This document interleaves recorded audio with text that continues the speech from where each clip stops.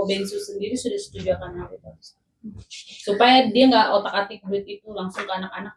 Kobensu tanggapannya. Terus anak-anak ke ATM sendiri cabut duit. Ya. Terus anak-anak bayar sendiri semua kebutuhannya.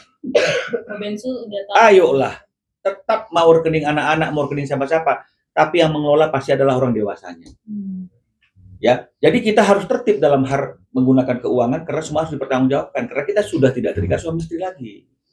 Suami istri aja kadang-kadang mana pertanggungjawabannya kan gitu, apalagi sudah tidak terikat suami istri. Jadi persoalannya kan bukan masalah rekeningnya, ini kan bukan rekening yang masih bermasalah ini. Tapi berapa dan tata kelolanya dan perinciannya. Nah, saya nggak tahu ya karena saya ya tidak pernah disampaikan dari mereka secara formal bahwa buka rekening gitu misalnya ya solusi. Saya nggak pernah dapat informasi itu. Ruben juga nggak pernah menyatakan bang bagaimana nih ada usulan dari mereka seperti ini, nggak pernah juga. Mereka menyampaikan hal ini kan ke media, ke publik. Makanya saya katakan jangan apa-apa ke publik terus kita yang difitnah, bilang kita yang ke publik, kita hanya klarifikasi kok. Sampaikan dong ke kita. Berarti Bensu belum. Iya. Kan saya sudah sampaikan. Dia belum dengar. Iyalah. Dengarnya dari masyarakat lagi kan gitu. Akhirnya dia dulu pernah kok nanti kita tunjukkan lagi. Tapi pakai nomor yang udah nggak aktif kan bahaya kita nih. Bang, komunikasi yang tadi abang bacakan berarti itu sebelum Desember 2025 ya. Setelah itu kan nggak ada komunikasi lagi yang beda. Ya karena kan begitu komunikasi ini selalu ada benturan-benturan seperti tadi yang kalian bayangkan dialognya itu. Kan berbeda lah. Setelahnya itu termasuk akhirnya ganti nomor atau gimana? Tidak ganti nomor, dia nggak pernah ganti nomor. Nomornya tetap sama seperti itu kok. Dia tidak ganti nomor, ya. Nomornya ada beberapa kan begitu. Nah, dan itu yang membuat dia menunjuk kuasa hukum untuk menyambung lidahnya dia untuk menyampaikan segala sesuatunya. Nah, jadi kalau mengenai masalah ganti nomor itu nggak pernah ganti nomor. Ya, berarti kalau yang dia tanya ke Onyo sendiri bang, kalau Onyo menjawab katanya sudah mengganti nomor gitu. Kapan ganti nomor? Yang saya sempat tanya ke Onyo bang. Ya saya nggak ngerti. Saya nggak ngerti. Sebelumnya nggak pernah nyampe katanya bang. Dan itu berbulan-bulan. Karena nanya ke Onyo, kata Onyo ganti nomor. Iya, kan itu katanya dia, kan gitu. Saya kan nggak ngerti juga nih, ya kan. Nah, cuma persoalannya ini yang saya ingin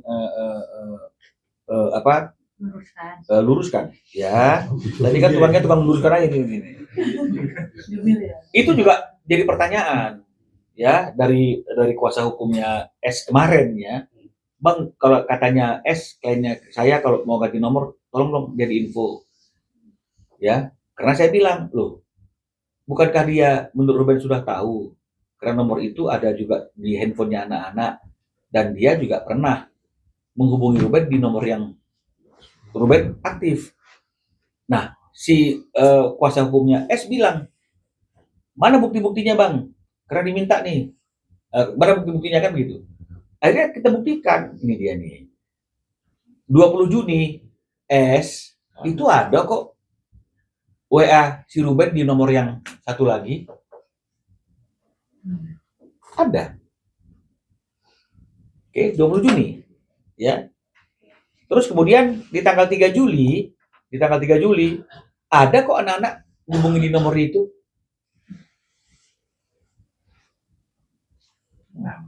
Ya.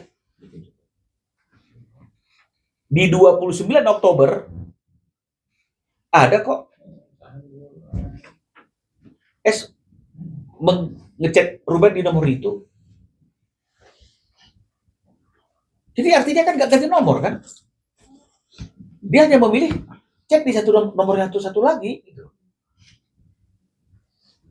Jadi jangan ada isu ganti nomor karena ini ada buktinya kok, Tuhan. Tuh. Karena ini jawaban, ini pertanyaannya si S. S nih ya. Di Oktober 2025 ini dicontreng sama Ruben ini. Ya, mau ya ini ya. Dia bilang begini, siapa saja. Ya dia diambil. Maaf, nomor yang satu kok nggak dibalas-balas. Itu di Oktober 2025. Maaf, nomor yang satu kok nggak dibalas-balas. Bukannya mau tahu ganti nomor, tapi karena harus komunikasi tentang anak-anak kan. Nah, tapi kan artinya kan dia bilang kenapa nomor yang satu nggak dibalas-balas? Ngomong WA-nya kemana? Ke nomor yang satu lagi. Loh, kenapa sekarang dia tidak WA ke nomor yang satu ini? Lalu kemudian keluar dengan mengatakan ganti nomor nggak info. Loh, mati kita. Bang, nomor sosok dulu sedikit. Bang, sambil nanya. Jangan nanti ditutup ya, nanti saya dibilang nggak ada etika. Kamu minta. Berarti saya harus sekolah lagi nih tentang etika. Bang izin bang, ini boleh dijawab boleh enggak bang? Di luar dari podcast yang kemarin tayang. Dari permintaan S itu nominal nafkahnya kan jumlahnya besar sekali bang, meskipun ditransfer bertahap. Nah, ada nggak sih bang saat-saat Ruben itu merasa bahwa gue kayaknya diperas nih gitu? Ya saya nggak tahu ya apa yang dirasakan oleh Ruben. Tapi pastilah Ruben juga pasti kepikiran, makanya dia selalu minta perincian. Ya, selalu dia minta perincian. Ya, selalu dia minta perincian. Karena ini ada dialognya nih. Ya. Wah, rincian tiap minta anak jajan harus dipakai. Karena Ruben bilang mana perinciannya? Si S bilang, masa setiap saat kalau kamu kasih uang minta perincian gitu ya. Ya, masa anak-anak jajan harus pakai bil juga? Bukan bil, yang penting beli Citatos kan harus ada perincian lah, pertanggungjawaban kan contohnya gitu. Hah? Dia bilang dia ini contohnya, dia bilang gini ya. Masa tiap apa rincian anak-anak jajan harus pakai bil. Mereka minta duit harus pakai bil. Kan hanya catatan pengeluaran saja yang diminta oleh Ruben biar tahu detailnya. Nah, atau gimana nih? Jadi kalau emang ayahnya mau mensupport kehidupan anak ya yang benar. Loh gimana nggak benar? Dia orang kita cuma minta perincian. Ya. Itu kurang rinci katanya. Nah, yang uang ini, uang itu, uang pokok anak nggak tahu apa ini, itu kurang rinci. Kartu kredit. Nah, jadi kan ini yang membuat Ruben akhirnya udah pakai kuasa hukum aja lah, mungkin lebih bisa berkomunikasi kan begitu artinya, oke?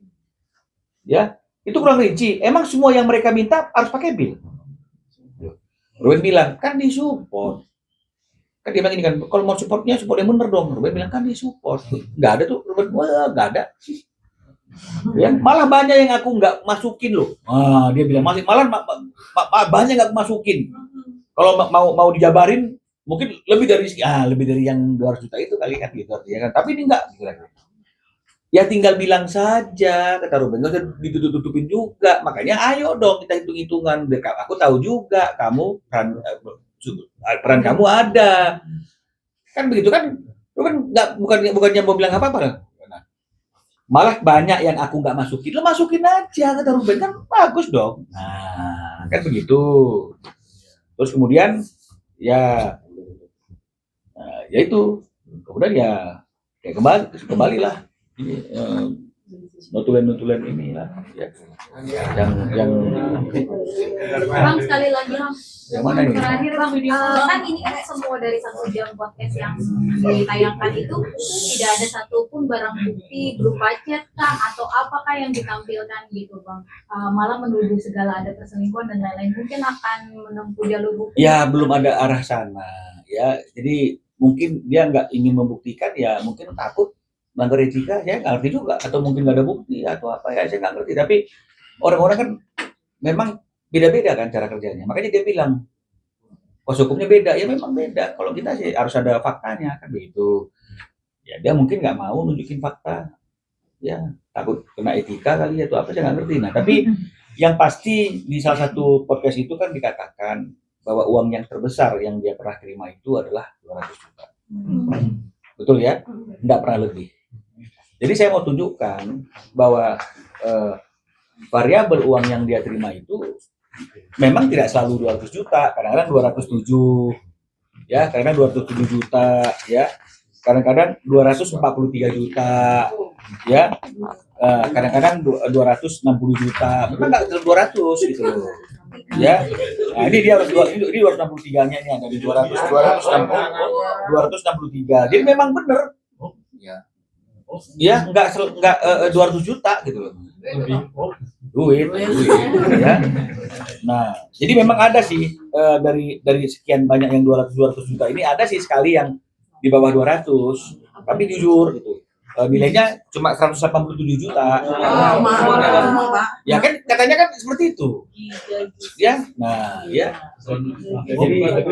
Jadi itulah dia ya. Banyak bang, bagi-bagi. Bang, video call Bang, video call dong, Bang. Bang, video udah 2 jam bang.